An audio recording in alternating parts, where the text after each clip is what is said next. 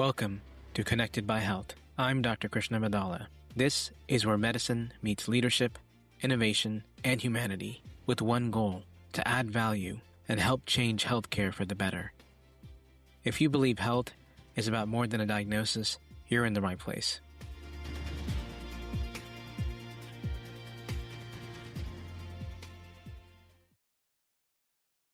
Today's episode is one of the most important conversations we can have in modern healthcare. We're talking about vaccinations, not just the science, not just the controversy, but the economics. Because vaccines are not just a medical intervention. They're one of the most powerful economic tools in public policy. And today, we're going to unpack a couple of different things.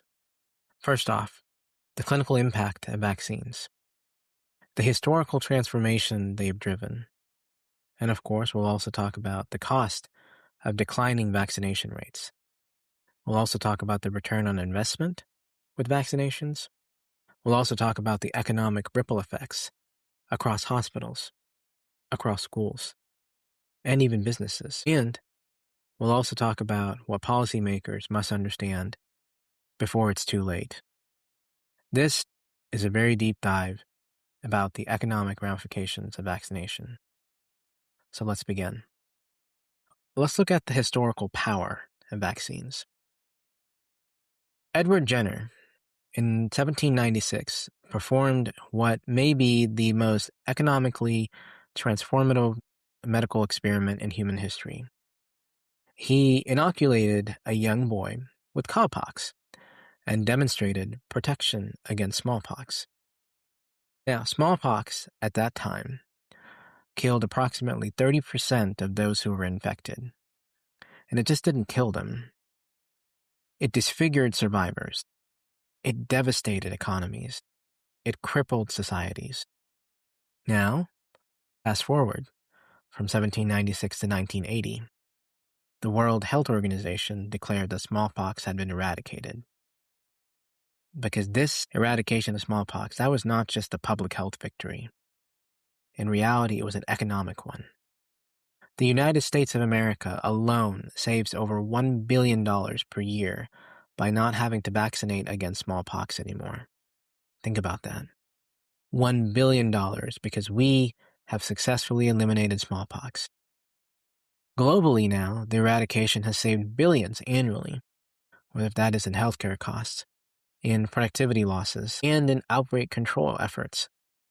See, vaccination is not an expense. It is an elimination of future liability. I'm going to repeat that one more time. Vaccination is not an expense. It is instead an elimination of future liability. Human life expectancy has nearly doubled in the last 150 years. Do you know what the single most important contributing factor to that doubling of human life expectancy is? And there's a lot of things that come into play or come to mind. Cleaner water, increased access to newer medical technology, or increased medical knowledge. But the truth is, it's vaccines, vaccinations. Vaccinations are the single most important factor when it comes to doubling human life expectancy over the past 150 years. So, let's look at the modern vaccine infrastructure. The Center for Disease Control and Prevention and Immunization policy that we have today. In the United States, childhood immunization programs prevent nearly 4 million deaths globally per year. That's preventing 4 million deaths globally. Approximately 42,000 deaths annually in the U.S. birth cohort. They also prevent 20 million hospitalizations over a lifetime. And according to CDC modeling, routine childhood vaccinations in the United States prevent $406 billion. That's $406 billion in society costs, $76 billion in direct healthcare costs. And for every $1 spent on childhood vaccination, society saves about $10. So for every $1 we put on childhood vaccination, society is saving about $10. That is nearly 1,000% return on investment. Just name another healthcare intervention that does that, because you can't. Because none really exist at this scale. So when you look at the childhood vaccination cost modeling, specifically when it relates to CDC modeling, it shows that routine childhood immunizations prevent, once again, 20 million hospitalizations, 42,000 deaths, and a single U.S. birth cohort saves nearly $76 billion in direct medical costs, saves an outstanding $406 billion in society costs. Now, let's break that down per child. The average full immunization series costs approximately $1,100 to $1,500 over childhood. That also includes administrative costs. The direct healthcare savings per vaccinated child is $7,000. That's just per vaccinated child. Society savings per child is $30,000 per child. Once again, this is a very significant return of nearly 5 to 10% on direct costs. In actuarial terms, vaccination reduces expected claims liability, and when expected liability drops, premium growth stabilizes. So, the Medicare actuarial modeling, especially looking at infectious diseases in the elderly. You see, vaccines are often discussed as pediatric interventions, and they are. There's no arguing that. But Medicare data tells us a much broader story. Let's consider just the typical influenza or the flu and pneumococcal diseases as examples. Hospitalizations for pneumonia in Medicare beneficiaries. Do you know what the average inpatient cost is for pneumonia in Medicare beneficiaries? Nearly $12,000 to $20,000 per admission. ICU cases cost about $30,000 to $50,000. Readmission rates, about 15 to 20% readmission rate for pneumococcal or pneumonia-related illnesses. So when vaccine rates, specifically for flu and pneumonia, increase in the older adults, hospitalization admissions decline, ICU utilization declines. Oh, yes, and of course, skilled nursing facility transfers decline. In addition, you also have 30-day readmissions decline. Because remember, even a 5% reduction in hospitalization among Medicare seniors translates to nearly hundreds of millions of dollars in savings annually. Hundreds of millions of dollars in savings. CMS actuaries models infectious disease outbreaks as shock variables, unpredictable spikes that distort spending projections. And vaccination smooths those unpredictable spikes. That is actuarial stabilization. Now let's look at some examples of what are termed as preventable illnesses thanks to vaccination, and look at some case studies using some of these preventable illnesses, specifically in relation to economic consequences. Before the measles vaccination in 1963, there were literally 3 to 4 million infections annually in the United States of measles alone. That's measles by itself. 48,000 hospitalizations, 400 to 500 deaths annually. After vaccination, you had 99% reduction in cases. But here's where the economics matter and enter in. In 2019, the United States experienced the largest measles outbreak in decades, mostly due to lack of sufficient vaccination. This was a single measles case cost public health departments between $20,000 and $140,000. Why? Where is all this cost coming from? Well, number one, contact tracing. You have to go in and find who patient zero was, meaning patient zero is the initial individual that received or had the infection who thereby transmitted to others. You also need to implement isolation protocols. And you also need to look at laboratory testing. And of course, school exclusions, emergency staffing, overtime for public health workers. An outbreak of 100 cases can easily cost several $1 million. Now, The sad part is none of those projections include missed work days. They don't include school disruptions. They also don't look at the long-term, unfortunate, sad, tragic neurological complications children have to live with for the rest of their lives after suffering from measles. They also don't look at ICU admissions either. Do you know how much the routine MMR vaccine costs? It's about $20 to $25 per dose. That's it. $20 to $25 per dose. 2 doses provides nearly 97% protection.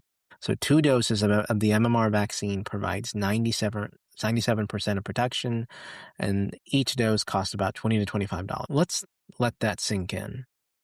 We're arguing about $50 in prevention in order to avoid millions in emergency containment.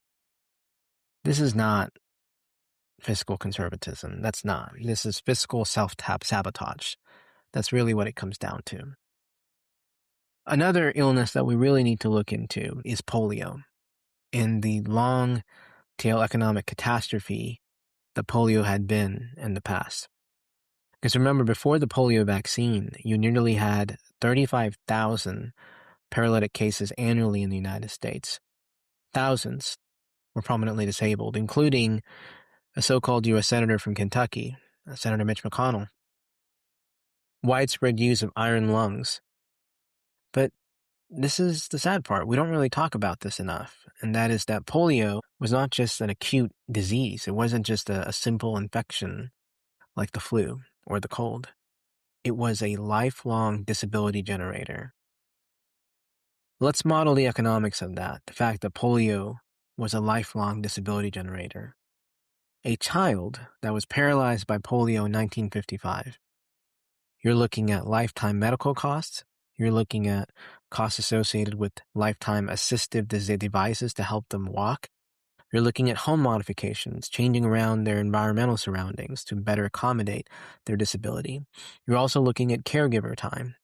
And you're looking at reduced lifetime earnings because, let's face it, when you have a disability that's caused by polio, your chances at earning are much less compared to people who are not infected with polio. Looking at increased disability payments. Remember, because the modern modeling estimates lifetime cost of severe paralysis today, and this is outstanding. It is $1 to $3 million per individual. Now, just imagine if that was 10,000, just 10,000 on the national level, 10,000 paralytic cases on the national level, thanks to unvaccinated polio cases. That's nearly $10 to $30 billion in lifetime liability. $10 to $30 billion in lifetime liability. The polio vaccine costs pennies per dose globally, pennies.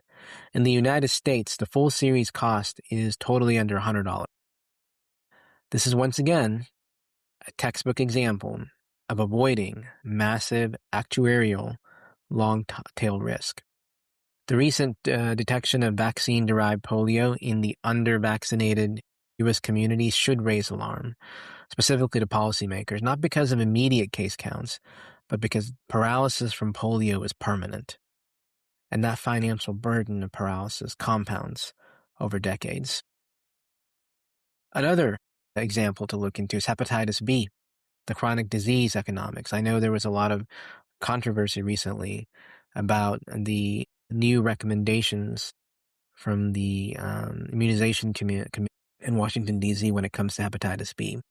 Because you see, hepatitis B is much different. It's much different than measles or polio. It's, once again, not primarily just about acute outbreaks.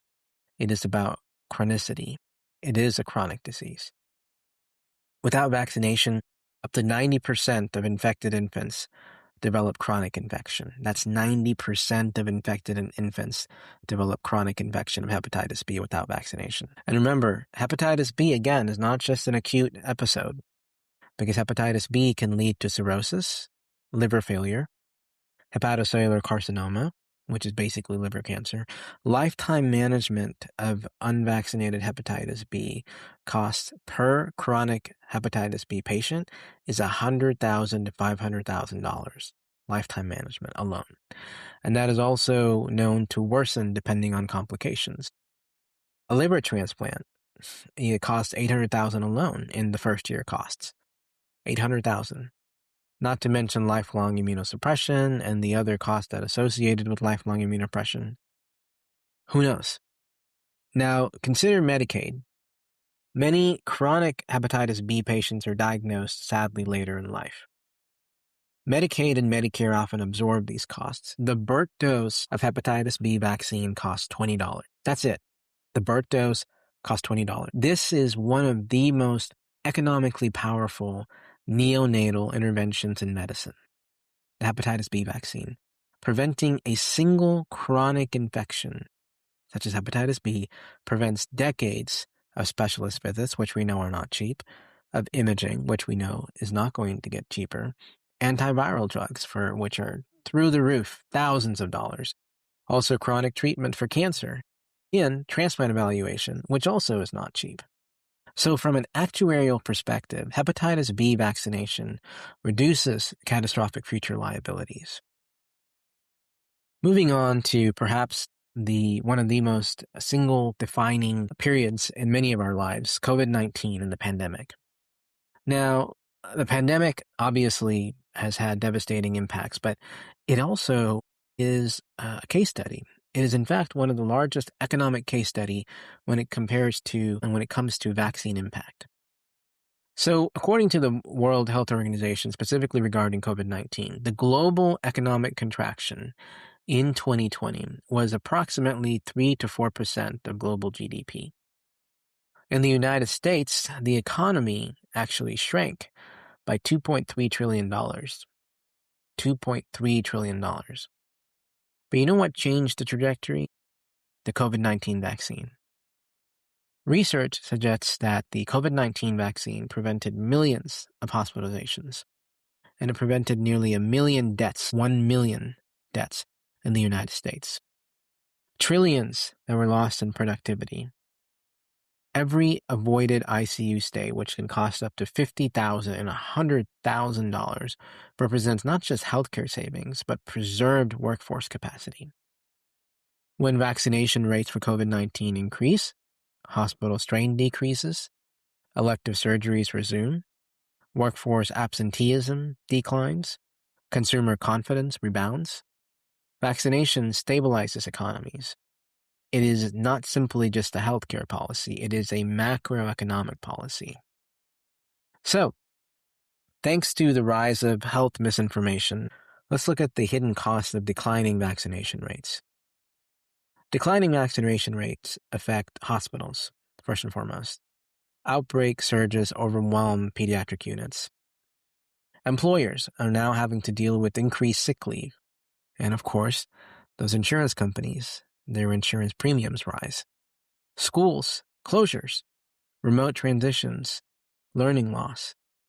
The impact that children have when it comes to the pandemic specifically, and the amount of knowledge and how held back many children were by not being able to attend school. Vaccination rates decline also affects insurance markets because higher claims, higher premiums. Because, you see, vaccination is risk pooling at a biological level. When participation drops, everyone pays more. So, what is the return on investment? And what's the global impact of vaccination? So Gavi, the Vaccine Alliance, talked about global immunization efforts and how they yield enormous returns. Studies show that every $1 invested in immunization in low-income countries returns nearly $26 in broader economic benefits. When including full productivity gains, that figure nearly approaches $50 to $54 per dollar invested. So for every $1, you're really looking at $50 to $54 per dollar invested in return. Vaccinated children, they miss fewer school days. Vaccinated children have higher lifetime earnings. They also experience lower healthcare debt burdens, and they contribute more in taxes over time. Vaccination, once again, is intergenerational economic infrastructure. So it's important. It's important for us to continue encouraging vaccination, looking at just the economic benefits alone. Because misinformation and market failure is forcing us to pay a terrible economic toll. Vaccines face a paradox. They are the victims of their own success. There's a concept known as population memory, which we will eventually also have an own episode dedicated to. But population memory is essentially when a generation is not necessarily noted to have memories of a traumatic event, whether that is a war or a pandemic, and therefore they are not able to understand the detrimental effect that particular event or action or belief may have. Because you see, when disease disappears thanks to vaccinations, the perceived risk declines. Our generation does not necessarily know how it feels to live with an iron lung, or how it feels to live with the disfiguration caused by smallpox, or even how it feels to live understanding the long-term prevalence of hepatitis and specifically liver failure or liver cancer. Behavioral economics tells us that humans often overweigh rare adverse events and underweigh invisible benefits, specifically invisible benefits that vaccines bring upon us. This lack of connection between the overweighing of rare adverse events and underweighing invisible benefits creates a market failure. Because herd immunity, that term gets thrown around all the time these days, requires collective participation. So when you have individual hesitancy, that creates collective vulnerability. That is why public health policy exists. So, what are some policy tools that we can do to utilize and actually increase vaccination rates? Well, first off, school entry requirements. We need to be perhaps a little more stricter. We also could encourage insurance companies to join the fight, actually have and design insurance coverage mandates. It is the most economical, sound way of doing so. Public education campaigns. It is true that people and collaborators that are pro-vaccine have not done a good job of reaching out to people that are skeptical. I will be the first one to admit that, and we need to do a better job of that. We need to do a better job of helping people that are skeptical understand these benefits. Not because we're trying to prove a point, but because we truly care about their own health, about their own well-being. We also need to look at employer-based incentives. Since employee insurance is still one of the key contributors of the private health insurance side, we need to look at employer-based incentives. Because at the end of the day, these are just some policies that we could institute.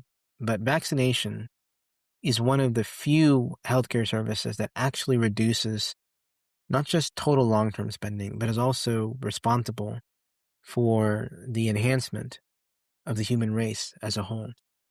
And cutting vaccine funding to reducing budgets is like canceling your fire insurance just to save money. It works. Yeah, it works only until your house burns down.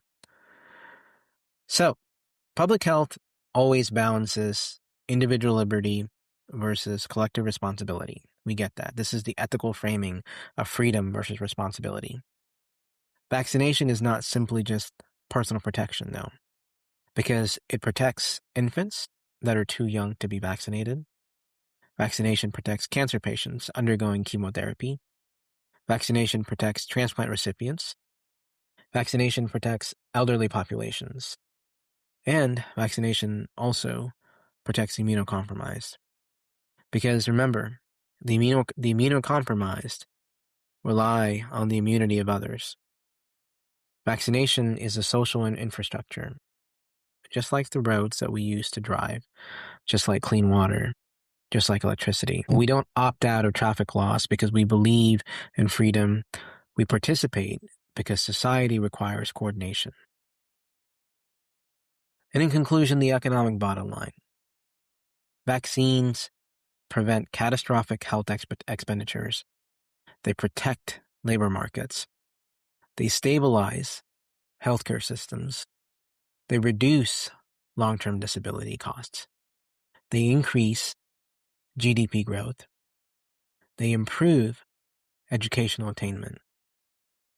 So if we care about a variety of different issues, whether that is Medicare solvency, Medicaid sustainability, if we care about hospital margins, about insurance premiums, about the small business stability, about family financial security, if you care about all these things, then vaccination policy must remain a priority.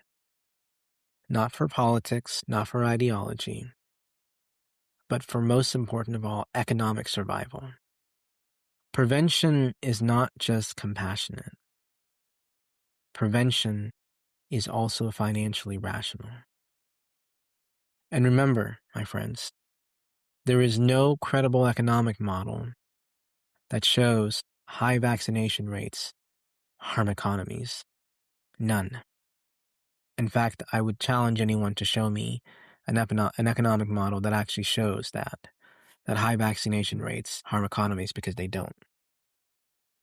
But there are thousands of models showing the devastation of preventable outbreaks. I know this was a tough topic. I know this was not an easy conversation. For those of you that are listening, thank you so much for joining us for this deep dive into the economic benefits of vaccination. If this episode brought clarity, please share it, because the strongest public health systems are those built on informed, compassionate citizens. Thank you. If you found this conversation valuable, share it with someone who could use it. And if you're on Apple, we'd love to hear your favorite takeaway and a review. See you next week.